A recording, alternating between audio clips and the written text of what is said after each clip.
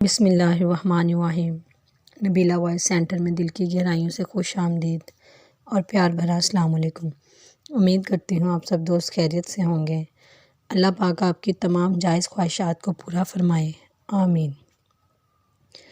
پرانے زمانے کی بات ہے، کسی گاؤں میں ایک آدمی رہتا تھا۔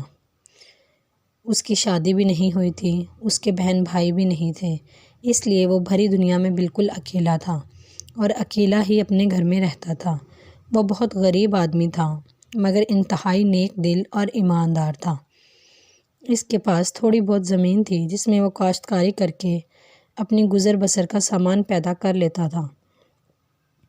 ایک روز کا ذکر ہے کہ نوجوان اپنے دھان کے کھیت میں کام کر رہا تھا کہ اچانک فضا میں کسی پرندے کے پھڑپھڑانے کی آواز سنائی دی۔ وہ کام کرتے کرتے رک گیا، نظریں اٹھا کر دیکھا تو وہ ایک کونچ تھی۔ کونچ پھڑپھڑاتی ہوئی زمین کی طرف آ رہی تھی۔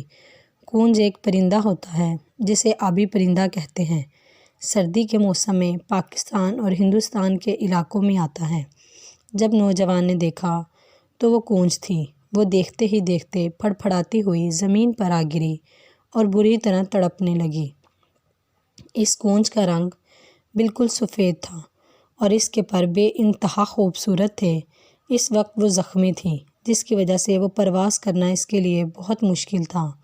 یہی وجہ تھی کہ وہ اب پڑی زمین پر تڑپ رہی تھی۔ نوجوان اسے دیکھ کر لمحہ بھر کے لیے سوچ میں پڑ گیا۔ اس کی سمجھ میں نہیں آ رہا تھا کہ کونچ اس طرح زمین پر آ کر کیوں گری۔ ادھر ادھر نگاہیں دوڑائی مگر اسے کوئی آدمی دکھائی نہ دیا۔ وہ بھاگ کر اس کے پاس پہنچ گیا۔ اس نے اسے اس طرح زخمی دیکھا۔ اس نے کونچ کو دونوں ہاتھوں میں لے کر دیکھا تو اس کے بازو کے بڑے پر کی جڑ میں ایک چھوٹا سا تیر خبا ہوا تھا اور مظلوم کونچ، پتہ چلا کہ تم پرواز کیوں نہیں کر سکتی ہو اور زمین پر یوں اچانک کیوں آ گری ہو۔ اس نے یہ جملہ اس طرح کہا جیسے اپنے آپ سے بات کر رہا ہو۔ اس نے رحم بھری نظروں سے کونچ کی طرف دیکھا اور پھر جلدی سے اس کے جسم میں خبا ہوا تیر نکالا، بڑی آہستگی سے اس کے زخم کو صاف کیا اور بولا، اور پھر اپنے نرم نرم ہاتھوں سے اس کا جسم سہلانے لگا تاکہ اس کا درد کم ہو اور حالت سنبھل جائے۔ اور ہوا بھی یوں ہی۔ تھوڑی دیر میں کونچ بڑی حد تک ٹھیک ہو گئی۔ اس نے 2-3 بار زور زور سے پر پھڑپھڑائے، گویا اب وہ اڑنے کے قابل تھی۔ اس کے چہرے پر یوں اطمینان کے آثار نظر آ رہے تھے جیسے حقیقت میں اس کا درد کم ہو گیا ہو۔ نوجوان کو بہت خوشی ہوئی۔ اس نے اس پیاری کونچ سے کہا کہ آئندہ سے ہوشیار رہنا اور کسی شکاری کے نشانے کی ضد میں مت آنا۔ اتنا کہہ کر اس نے کونچ کو اپنے دونوں ہاتھوں میں اٹھایا اور فضا میں چھوڑ دیا۔ اس کے بعد دیکھتے ہی دیکھتے کونچ فضا میں اڑنے لگی اور اس نے نیچے اڑتے اڑتے نوجوان کے سر پر 3 چکر لگائے، گویا اس طرح وہ اس کی مہربانی کا شکریہ ادا کر رہی تھی۔ پھر کونچ فضا میں بلند ہونے لگی، اپنی باریک آواز میں چند بار کائیں کائیں کیا اور چند ہی لمحوں میں آسمان کی طرف اڑتی ہوئی اس نوجوان کی آنکھوں سے اوجھل ہو گئی۔ نوجوان اس وقت تک کونچ کو اڑتے ہوئے دیکھتا رہا جب تک وہ نظر آتی رہی، اور جب وہ اس کی نظروں سے غائب ہو گئی تو وہ پھر سے اپنے کام میں مصروف ہو گیا۔ اس وقت وہ دل ہی دل میں بہت خوش تھا۔ پھر وہ نوجوان سارا دن کام کرتا رہا۔ جب شام قدرے گہری ہو گئی اور آسمان پر کہیں کہیں ستارے بھی ٹمٹمانے لگے تو وہ اپنے گھر کی طرف چل دیا۔ یہی اس کا روز کا معمول تھا۔ لیکن آج جب وہ اپنے گھر پہنچا تو اس کی حیرانی کی انتہا نہ رہی جب اس نے دیکھا کہ اس کے گھر کے دروازے میں ایک حسین و جمیل لڑکی کھڑی ہے، جوانی سے بھرپور، خوبصورتی سے مالا مال اور چہرے پر مسکراہٹوں کے پھول۔ اس نے پہلے کبھی اس قدر خوبصورت اور پیاری لڑکی نہیں دیکھی تھی۔ جو ہی وہ گھر پہنچا، لڑکی نے مسکراتے ہوئے خوش آمدید کہا اور بڑی میٹھی آواز میں بولی، دن کو سخت محنت کر کے شام کو گھر آنے پر تمہارا شکریہ۔ اس کی اس بات سے نوجوان اور بھی چونک پڑا۔ وہ ہکا بکا ہو کر اسے دیکھنے لگا۔ دل میں خیال آیا، شاید میں کسی دوسرے کے گھر میں آ گیا ہوں، لیکن یوں لگتا تھا۔ پھر اس لڑکی نے کہا، نہیں، تم اپنے ہی گھر میں ہو، اور کہا، آج سے میں تمہاری دلہن ہوں۔ میری دلہن؟ مگر میں اس پر کیسے یقین کر لوں؟ نوجوان نے حیران ہو کر اس طرح کہا جیسے وہ کوئی خواب دیکھ رہا ہو۔ وہ تعجب سے بت بنا کھڑا تھا اور پھٹی پھٹی آنکھوں سے اس لڑکی کو دیکھ رہا تھا۔ اس کی سمجھ میں کچھ نہیں آ رہا تھا۔ ہاں یہ سچ ہے، میں تمہاری دلہن ہوں۔ یہ کیسے ہو سکتا ہے؟ میں آپ کو جانتا تک نہیں۔ میں تو ایک غریب آدمی ہوں۔ میرے پاس تو کچھ بھی نہیں کہ کوئی مجھے اتنی خوبصورت لڑکی کیسے دے سکتا ہے؟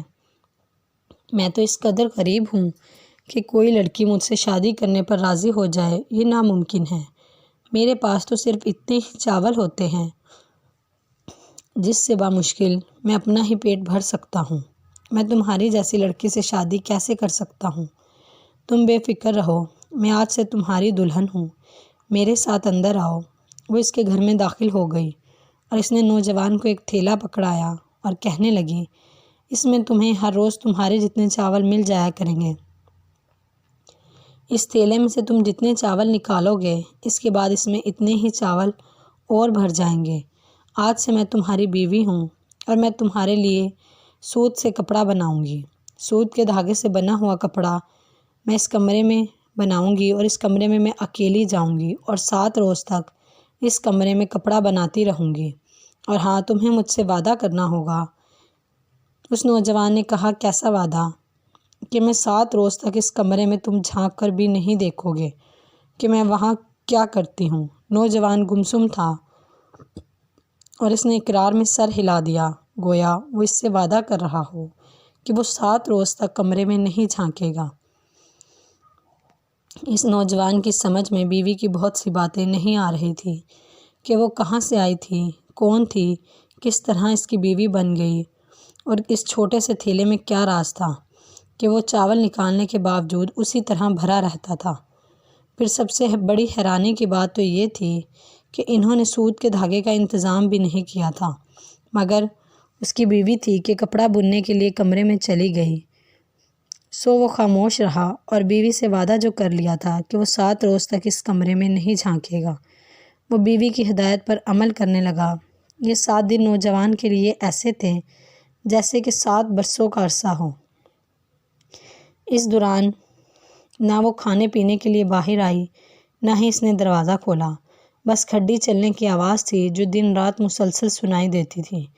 نوجوان نے کئی بار سوچا اور بیتاب رہا۔ اس کا جی چاہتا تھا کہ کمرے میں جھانکے، مگر پھر بیوی سے کیے گئے وعدے کا خیال آتا اور اس کے پاؤں وہیں رک جاتے۔ اس طرح وہ پورے 7 روز تک بیوی کے باہر آنے کا انتظار کرتا رہا۔ جوں جوں 7واں دن قریب آ رہا تھا اس کی بے قراری بڑھتی جا رہی تھی۔ 7 روز بعد اس کی بیوی کمرے سے باہر آئی اور وہ یہ دیکھ کر حیران رہ گیا کہ اس کے ہاتھوں میں انتہائی خوبصورت کپڑے کا ایک تھان تھا۔ اس قدر خوبصورت اور نفیس بنا ہوا تھا کہ وہ سوچ بھی نہیں سکتا تھا۔ وہ حیرانی میں ڈوبا کھڑا دیکھ رہا تھا کہ اس کی بیوی کپڑے کا تھان اس کی جانب بڑھاتے ہوئے بولی، یہ لو کپڑا، میں نے بن دیا ہے، اب تم اسے بیچنے کے لیے شہر لے جاؤ۔ کپڑے کا یہ تھان 100 اشرفیوں کے بدلے فروخت کرنا، اس سے کم میں نہ بیچنا۔ دوسرے ہی روز وہ صبح صبح نوجوان کپڑے کا تھان لیے شہر کی طرف چل دیا۔ جب اس نے کپڑا فروخت کیا تو اس کے تعجب اور خوشی کی انتہا نہ رہی۔ جیسے اس کی بیوی نے کہا تھا واقعی ویسے ہی ہوا۔ اسے بہت بڑی رقم ملی۔ اس نے خوشی خوشی وہ رقم پلے باندھی اور گھر کی طرف روانہ ہو گیا۔ بھاگم بھاگ وہ گھر پہنچا تاکہ بیوی کو رقم دے سکے، مگر دیکھا کہ بیوی کپڑا بننے والے کمرے کا دروازہ بند کیے بیٹھی تھی اور اندر سے کپڑا بننے کی آواز مسلسل آ رہی تھی۔ ایک تو وہ نوجوان اس بات پر حیران تھا ہی کہ اس کی بیوی نے اتنا خوبصورت اور نفیس کپڑا کیسے بنا ہے، لیکن کہیں زیادہ تعجب اس بات کا تھا کہ وہ بغیر کسی سوت کے دھاگے کے کپڑے تیار کر رہی تھی۔ وہ حیران ہونے کے ساتھ ساتھ کچھ پریشان بھی تھا۔ یہ کیسے ہو سکتا ہے؟ یہ کیسے ممکن ہے؟ وہ بار بار اپنے آپ سے سوال کر رہا تھا۔ اس وقت وہ کچھ جذباتی سا ہوا جا رہا تھا۔ دراصل وہ یہ چاہتا تھا کہ کپڑے سے حاصل ہونے والی رقم جلد سے جلد بیوی کو دے دے، لیکن بیوی نے اس سے وعدہ لیا تھا کہ وہ 7 روز تک کمرے میں نہیں جھانک سکتا۔ تاہم وہ اس وقت اپنے جذبات اور تجسس پر قابو نہیں پا سکا، چنانچہ وہ نہ چاہتے ہوئے بھی آہستہ سے آگے بڑھا اور اس نے دروازے کی درز میں سے اندر جھانکا۔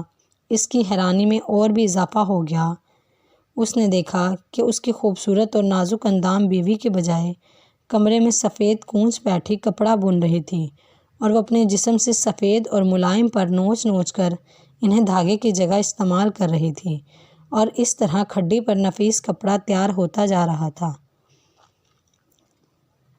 نوجوان یہ عجیب و غریب منظر دیکھ کر تو جیسے بت بن گیا تھا۔ دوسری طرف کونچ کو احساس ہو گیا تھا کہ نوجوان اسے دیکھ رہا ہے۔ تب اس نے فوراً کپڑا بننا بند کر دیا اور پھر باہر کی طرف بڑھی اور دروازہ کھول کر نوجوان کو دیکھا اور بولی، میرے پیارے شوہر، تم نے اپنا وعدہ وفا نہیں کیا۔ اب جب کہ تم نے سب کچھ دیکھ ہی لیا ہے کہ میں حقیقت میں کون ہوں، تو میں تمہیں بڑے ادب سے بتا دوں، اب میں یہاں نہیں ٹھہر سکتی۔ میں وہی کونچ ہوں جس کی مدد تم نے کی تھی۔ میں صرف تمہاری مہربانی کا شکریہ ادا کرنے کے لیے عورت کے روپ میں آئی تھی، اور تمہاری خدمت کی دراصل میں تمہارے احسان کا بدلہ اتارنا چاہتی تھی۔ میں ایک پری ہوں، مہربانی کر کے یہ آدھا بنا ہوا کپڑا میری نشانی کے طور پر اپنے پاس رکھو، یہ تمہیں اپنے ٹوٹے ہوئے وعدے کی یاد دلاتا رہے گا۔ اچھا، اب میں چلتی ہوں۔ اس کے بعد خدا حافظ کہا اور پھر دیکھتے ہی دیکھتے کونچ ہمیشہ کے لیے آسمان میں غائب ہو گئی۔ دوستو، ہمیں اس کہانی سے یہ سبق ملتا ہے کہ ہمیں اپنے وعدے کو کبھی بھی توڑنا نہیں چاہیے۔ اگر وہ وعدے کو پورا کرتا تو اسے مزید کپڑا اور ملتا، لیکن اس نے وعدہ توڑ دیا تھا، اس لیے اس نے حقیقت میں نقصان اٹھایا۔ امید کرتی ہوں آج کی ویڈیو آپ کو پسند آئی ہو، تو ہماری ویڈیو کو لائک اور چینل کو سبسکرائب ضرور کر دیجیے گا۔ ملتے ہیں اگلی ویڈیو میں، تب تک کے لیے اللہ حافظ۔